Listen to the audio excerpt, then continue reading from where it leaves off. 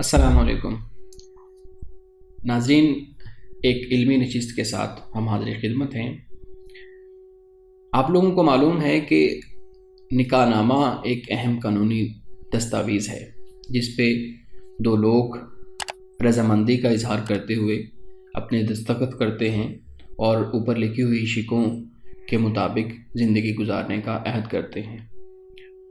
یہ ایک ایسا قانونی دستاویز ہے جس کو سمجھنا بہت ضروری ہے، لیکن معاشرتی طور پہ اگر دیکھا جائے تو ہمارے ہاں اس قانونی دستاویز کو اس طرح اہمیت نہیں دی جاتی۔ مثال کے طور پہ ہمارے ہاں نکاح سے پہلے نکاح نامے کو پڑھا نہیں جاتا، اس کو سمجھا نہیں جاتا۔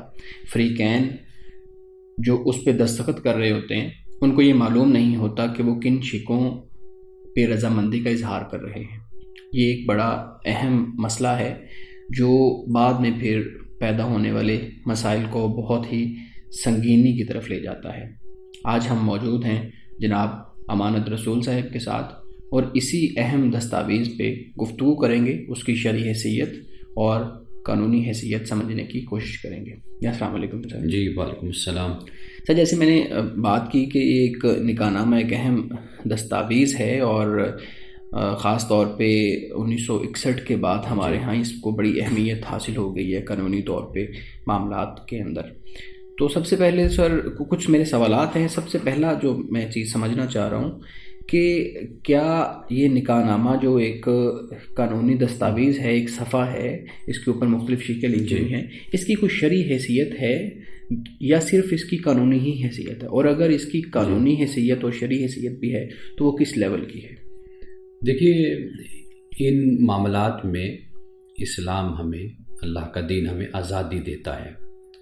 یعنی ایک جو بنیادی اصول جو ہم مقاصد شریعہ پہ جب ہم بات کرتے ہیں، اس میں ایک بنیادی اصول یہ ہوتا ہے کہ لا ضرر ولا ضرار، کہ نہ خود انسان نقصان اٹھائے اور نہ کسی کو انسان نقصان پہنچائے۔ ٹھیک ہے۔ یہ اسی اصول اور ضابطے کے تحت ایسے جو دستاویز ہیں یا قانون ہیں ان کو وضع کیا جاتا ہے، بنایا جاتا ہے۔ اس حوالے سے اسلام کی پوری تائید اسے حاصل ہوتی ہے کہ اس کے ذریعے سے کسی شخص کا حق محفوظ کیا جاتا ہے اور کسی کو مضرت سے، نقصان سے اور ضرر سے بچایا جاتا ہے۔ ٹھیک ہے۔ تو اس لحاظ سے اگر ہم دیکھتے ہیں تو اس کی ایک اجازت ہمیں حاصل ہے اسلام کے نقطہ نظر سے۔ یعنی کہ آپ یہ دیکھیے کہ نکاح فارم جو بنایا گیا یہ کس مقصد کے لیے بنایا گیا؟ جیسے ابھی آپ نے بہت اچھے طریقے سے آپ نے اس کی وضاحت کی ہے کہ یہ نکاح فارم اس لیے بنایا گیا تاکہ کوئی کسی کو نقصان نہ پہنچا سکے۔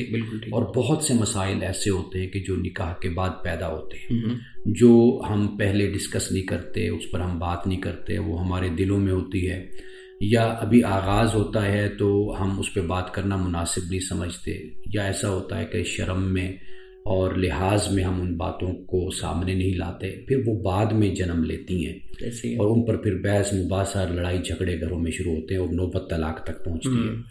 تو اس لحاظ سے دیکھا جائے تو نکاح فارم کی اپنی ایک بڑی حیثیت ہے اور بڑی اہمیت ہے، اور اسلامی حوالے سے بھی دیکھا جائے تو اس میں کوئی ایسی برائی اور قباحت ہمیں نظر نہیں آتی، بلکہ یہ بہتر ایک قدم ہے اور اسلام اس کی تائید بھی کرتا ہے۔ یعنی کہ عورت ہو یا مرد، لڑکی کا خاندان ہو یا لڑکے کا خاندان، دونوں کے حقوق اور دونوں کی حفاظت اسی میں ہی ہے کہ وہ نکاح فارم کو پڑھیں اور اس کے شکوں کو سمجھیں اور پھر اس پر عمل کریں۔ دیکھیے، ایک بڑی اہم بات جس کی طرف آپ نے بھی ابھی اشارہ کیا وہ یہ ہے کہ نکاح فارم صرف یہ نہیں ہے کہ جیسے بارات آئی تو بیٹھ گئے اس کو فل کرنے اور جلدی جلدی فل کر کے 15 منٹ میں، 20 منٹ میں، آدھے گھنٹے میں پھر اس کے بعد لڑکا اور لڑکی کے پاس چلے گئے اور سائن کروا لی۔ یہ نہیں ہے نکاح فارم۔ میں یہ سمجھتا ہوں کہ اس کو کچھ وقت پہلے لڑکے کے سپرد بھی کرنا چاہیے، لڑکی کے سپرد بھی کرنا چاہیے، دونوں اس کو پڑھیں اور اچھے طریقے سے سمجھ کر پھر اس کے بعد اپنی رضامندی کا اظہار کریں۔ بالکل ٹھیک۔ اور جن شکوں پر کوئی اختلاف ہو سکتا ہے یا کوئی باہمی مشورے کے ساتھ ان شکوں کا حل ڈھونڈا جا سکتا ہے، تو میرا خیال ہے کہ اس کے لیے وقت مناسب ہونا چاہیے دونوں کے پاس۔ ٹھیک ہے، ٹھیک ہے۔ ہمارے ہاں تو جیسے آپ نے بات کی کہ پہلے ہی ہمارے جو نکاح ہوتے ہیں وہ پہلے ہی اس شکوں کو کاٹ دیتے ہیں, وہ گھر سے ہی کاٹ کے لے کے آتے ہیں کہ نہیں ان کے اوپر تو بات ہونی نہیں ہے. تو خیر ہم آگے جا کے اس پہ بات بھی کریں گے. جی. ایک اور بنیادی طور پہ جو سمجھنا میں چاہ رہا ہوں کہ کیا زمانہ رسول صلی اللہ علیہ وآلہ وسلم میں یا اس ٹائم پیریڈ کے بعد اموی دور آیا, عباسی دور آیا, اس میں کوئی ایسی دستاویز تھی کہ ہم دیکھیں کہ ریٹن شیپ میں نکاح کو رجسٹرڈ کیا گیا ہے یا لکھا گیا ہے؟ دیکھیں ایسا میرے علم میں تو نہیں ہے کہ کسی اور دور میں اس طرح کچھ لکھ کر نکاح کا معاملہ ہو. بنیادی طور پر اسلام جو چاہتا ہے وہ یہی ہے کہ دو گواہ ہو جائیں اور فریقین یعنی لڑکا اور لڑکی ان کی موجودگی ہو. یہ 2-3 شرطیں ہیں کہ جو اسلام مقرر کرتا ہے, یعنی جس کے ساتھ ہی نکاح واقع ہو جاتا ہے اور لڑکا لڑکی میاں بیوی کی حیثیت سے معاشرے کو معلوم ہوتا ہے کہ بھئی یہ دونوں میاں بیوی کی حیثیت سے زندگی گزار رہے ہیں. صحیح ہے. تو ان کے تعلقات, ان کا رشتے, ان کے سارے معاملات پھر اسی بنیاد پر ہی طے پاتے ہیں, آگے بڑھتے ہیں. تو لیکن ہمارے ہاں پاکستان میں یہ 1961 کے وقت نکاح فارم اور جو مسلم آئلی قوانین جن کو کہا جاتا ہے فیملی لاس, اس کے تحت پھر یہ نکاح فارم بنایا گیا تھا. ٹھیک ہے. اگر سر ہم اس کی شکوں کی طرف آئیں, اور میرا مقصد بنیادی طور پہ اس پروگرام میں آنے کے یہی تھا کہ ہم اس کی شکوں کو سمجھیں نا. 25 شکیں ہیں اس کی تقریباً, تو جس کے مختلف کلوزز ہم بنا سکتے ہیں کہ پہلی 4 شکیں ہیں یا پہلی 6 شکیں جو ایک جیسی ہیں, پھر آگے اس طرح. تو اگر میں آپ کے سامنے ان شکوں کو رکھوں تو آپ اس پہ تھوڑی سی وضاحت بھی کر دیں, اور ان کی قانونی و شرعی حیثیت اور معاشرتی طور پہ اس کو کس طریقے سے لینا چاہیے اس کی وضاحت کرتے ہیں. جیسے مثال کے طور پہ شک نمبر 1 سے لے کے 5 یا 6 تک اگر ہم دیکھیں تو وہ بنیادی معلومات ہیں کہ دلہن کا نام کیا ہے, دولہے کا نام کیا ہے, وہ کہاں کے رہنے والے ہیں, ٹھیک ہے, یونین کونسل یا علاقہ کون سا ہے, پھر اس کی عمر. یہ تو ان شکوں کو نکاح نامے میں لانے کا کیا مقصد ہے؟ مثال کے طور پہ صرف نام ہی لے آتے تو کافی تھا میرے خیال میں. تو یہ پوری 6 شکیں, ان کا کیا مقصد ہے اور اس کی کیسے وضاحت کی جا سکتی ہے؟ دیکھیے میرا خیال ہے کہ جو آنے والے وقت میں اگر کوئی مشکلات پیدا ہوتی ہیں یا کوئی ابہام رہ جاتا ہے تو اس ابہام کو دور کرنے کے لیے یہ سب کچھ لکھا گیا. دیکھیے نکاح فارم جب بنایا گیا تھا تو یہ گویا کہ ایک تجربے کی روشنی میں بنایا گیا, یعنی اہل علم نے اور قانون دانوں نے اور قانون سازوں نے کہ جو اسمبلی میں موجود تھے یا جو لوگ عدالتوں میں موجود تھے, ان کے مشورے کے ساتھ, اہل علم کے مشورے کے ساتھ اس کو تشکیل دیا گیا. تو واضح بات ہے کہ جو تجربات انسان کے ہوتے ہیں ان تجربات کو مد نظر رکھ کر ہی اس شک کو رکھا گیا یہاں پر, کیونکہ نام ہو, نام کے ساتھ یہ ہے کہ والد کا نام بھی آ جائے, اور پھر یہ ہے کہ لڑکا یا لڑکی بیوہ ہے یا متعلقہ ہے یا اس کی حیثیت کیا ہے, یہ کماری ہے یا کمارا ہے.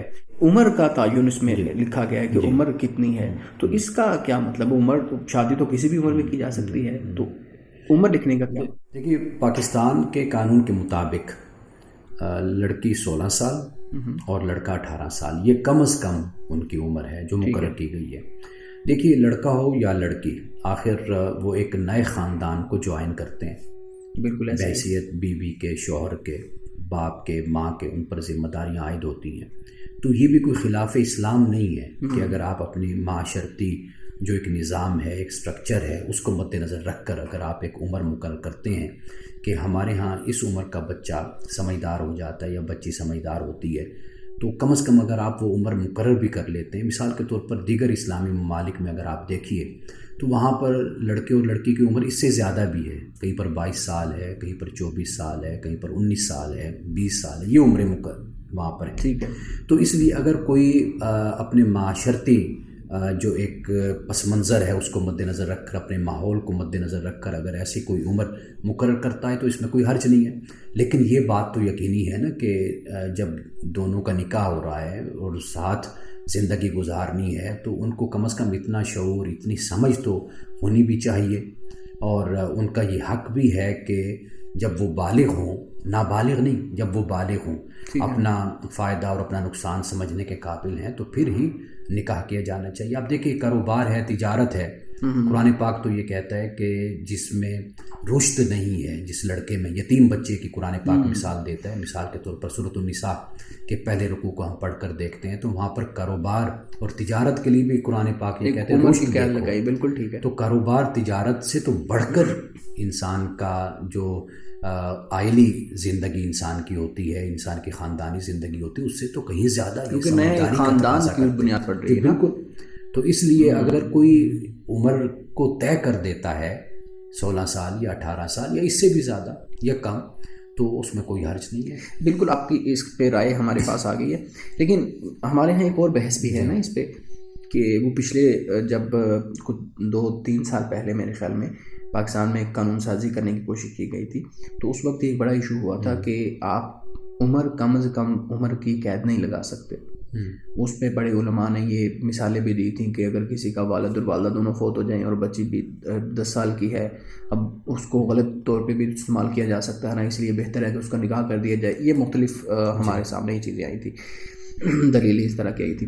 تو میرا پوچھنے کا سوال یہ ہے، کیا کوئی غیر شرعی معاملہ ہے اگر کوئی معاشرتی رویوں اور معاشرتی معاملات کے مطابق اگر آپ عمر کی تعین کر دیں تو غیر شرعی ہے، یا کوئی اس بارے میں مذہب یا بشریت کیا کہتی ہے؟ دیکھیے قرآن پاک میں جس کا حوالہ میں نے ابھی دیا، وہاں پر اللہ پاک نے فرمایا حتی اذا بلغوا النکاح، یہاں تک کہ وہ نکاح کی عمر کو پہنچ جائیں. یعنی جب وہ نکاح کی عمر کو پہنچیں تو پھر کاروبار تم ان کے سپرد کرو. یعنی قرآن پاک بھی یہاں بلوغت کو بیان کر رہا ہے. یعنی اگر آپ تجارت اور کاروبار کے لیے دیکھتے ہیں کہ بچہ بالغ ہو، سمجھدار ہو، عقل مند ہو، تو پھر آپ اس کے ذمے کاروبار کرتے ہیں، تو یہاں پر یہ معلوم ہوتا ہے کہ نکاح کی عمر ہی بلوغت ہے. انسان کا نابالغ ہونا یہ تو نکاح کی عمر ہی نہیں ہے. ٹھیک ہے. تو اس میں تو کوئی نکاح ہوتا ہی نہیں. صحیح ہے. صحیح. اس لیے فقہائے کرام نے بھی کہا کہ اگر اس عمر میں کوئی کرتا بھی ہے تو جب وہ بچہ بڑا ہوگا یا بچی بڑی ہوگی تو اسے فسخ کرنے کا حق حاصل ہوگا. وہ اپنے نکاح کو کینسل کر سکتا ہے. وہ کہہ سکتا ہے جی یہ میری کم عمری میں ہوا تھا، میں اس کو نہیں مانتا. تو اس کو اجازت ہے جہاں وہ چاہے پھر اپنا نکاح کر لے. تو لہٰذا جو اسلام ہمیں بات سمجھاتا ہے اور ہمیں بتاتا ہے وہ یہی ہے کہ آپ نے اپنے اجتماعی مفاد کو مد نظر رکھنا ہے کہ کسی صنف اور کسی بھی فریق کا نقصان نہ ہو پائے. اور اس میں اسلام سے متصادم کوئی بات نہیں ہے. اس لیے کہ اگر آپ کسی بچی کی یا بچے کی عمر کو طے کر رہے ہیں، وہ اسی مقصد کے لیے طے کر رہے ہیں نا کہ تاکہ وہ بہتر طریقے سے اپنا کردار ادا کر سکے. ایک بچہ ہے کہ جو نابالغ ہے، ایک بچہ ہے کہ جو ابھی کم عمر ہے یا کم عقل ہے، اس کے سپرد آپ اپنا مال تو نہیں کر رہے لیکن آپ اس کا نکاح کر رہے ہیں. اب وہ جب نکاح کرے گا تو واضح بات ہے وہ گھر کو کیسے سنبھالے گا. تو یہ وہ معاملہ ہے کہ جس کو اس انداز سے دیکھنے کی ضرورت ہے. بالکل ٹھیک ہے. لیکن یہ بات تھوڑی سی لمبی ہو رہی ہے، لیکن اس میں مزید چیز سمجھنا چاہوں گا. ہمارے ہاں بلوغت کا مطلب جسمانی بلوغت لیا جاتا ہے نا، مطلب سمجھداری کے کہتے ہیں وہ لڑکی یا لڑکا جسمانی طور پہ اس قابل ہو گئے ہیں کہ ان کی شادی کر دی جائے. اور بھی تو معیارات ہیں نا، ذہنی طور پہ، ٹھیک ہے، معاشرتی طور پہ، اکنومیکلی وہ کیسے معاملات کو چلائیں گے. تو کیا صرف بلوغت جو قرآن بیان کرتا ہے، یعنی جو خاص عمر قرآن بیان کرتا ہے، وہ جسمانی طور پہ دیکھنا ہے یا ذہنی طور پہ یا باقی معیارات کو بھی دیکھنا ہے؟ دیکھیے جب ہم کہتے ہیں نا بچہ بالغ ہو گیا تو بلوغت سے مراد یہی ہوتا ہے. واضح بات ہے کہ جب انسان جوان ہوتا ہے تو اس کے ساتھ ساتھ اس کی عقل، اس کا شعور، اس کا تجربہ بھی بڑھتا ہے. یہ بھی ساتھ بات ہے نا. ٹھیک ہے. یعنی جب ہم بلوغت شرط لگا رہے ہیں تو بلوغت سے مراد یہی ہے کہ وہ چونکہ اب بالغ ہو گیا، جوان ہو گیا ہے. واضح بات ہے کہ جب وہ بالغ ہوگا تو اس کے ساتھ ساتھ اس کی معاشرتی ذمہ داریوں میں بھی اضافہ ہوتا ہے. وہ ان باتوں کو سمجھنا بھی شروع کر دیتا ہے.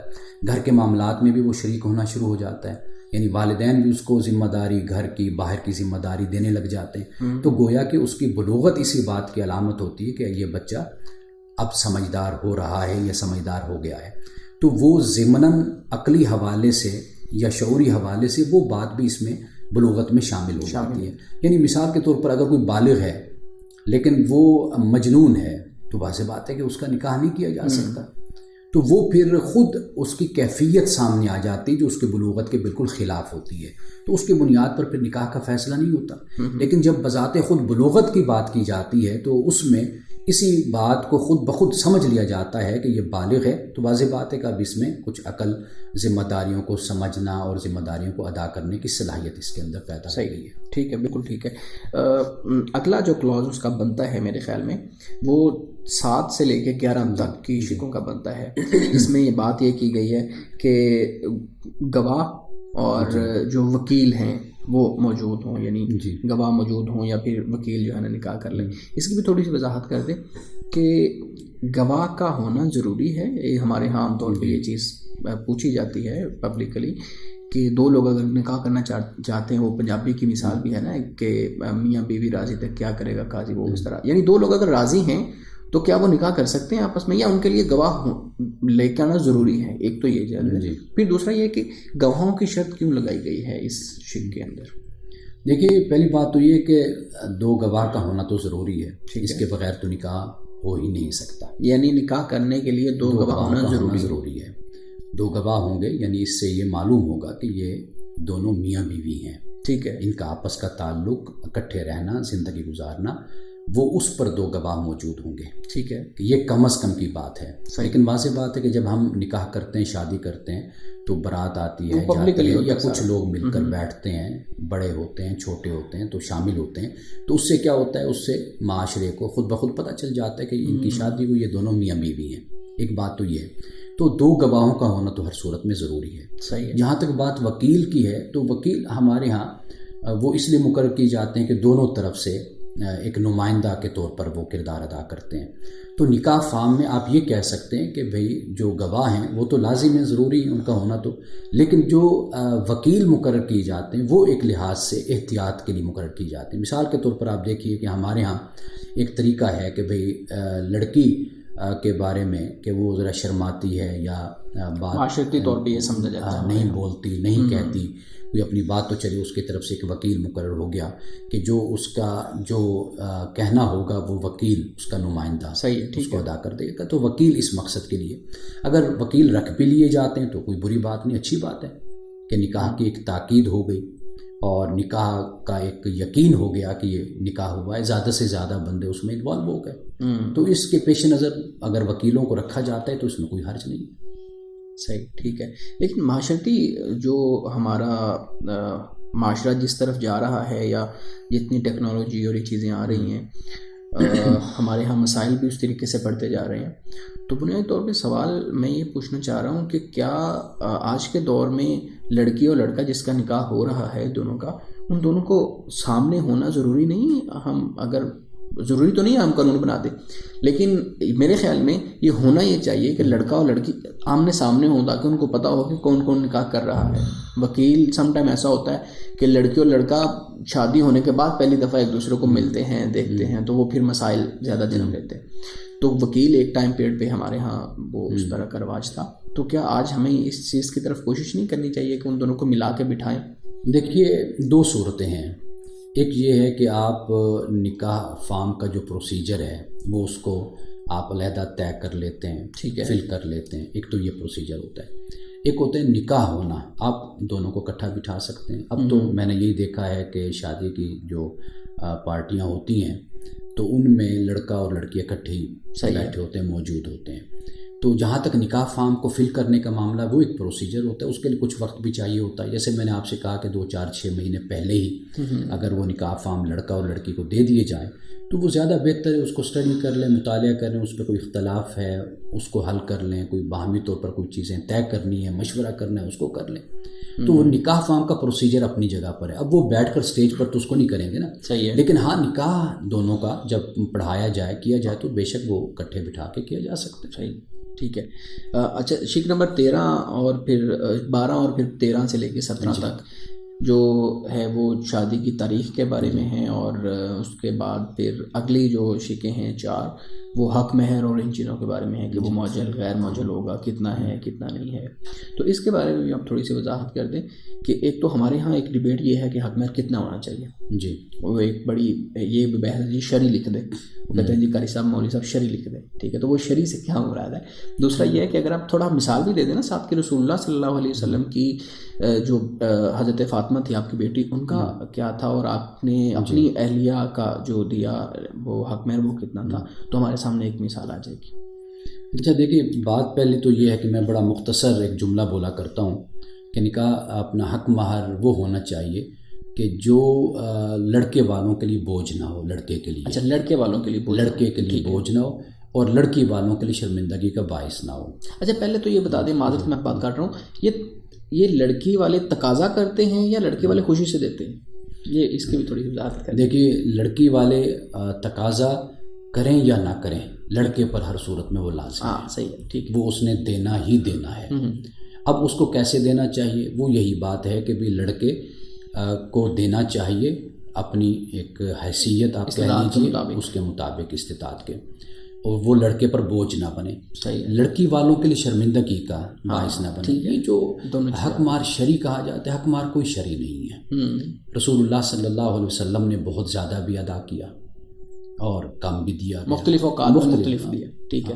تو یعنی اس پر ہم اس کو کوئی حد بندی نہیں کر سکتے۔ آپ کو معلوم ہے کہ سیدنا فاروق اعظم رضی اللہ تعالیٰ عنہ نے حق مار مقرر کر دیا، تو اب وہ ایک خاتون جو بوڑھی خاتون تھی وہ اٹھ کر کھڑی ہو گئی تھی اور اس نے کہا کہ امیر المومنین، جس کو اللہ تعالیٰ نے مقرر نہیں کیا، جس کو پابند نہیں کیا، جس کی حد کو مقرر نہیں کیا، تو آپ کو کس نے اس کا حق دیا کہ آپ اس کی حد کو مقرر کریں؟ ٹھیک ہے، تو یہ کوئی معمولی بات نہیں ہے۔ تو اس لیے حق مہار کی کوئی حد مقرر نہیں کی جا سکتی۔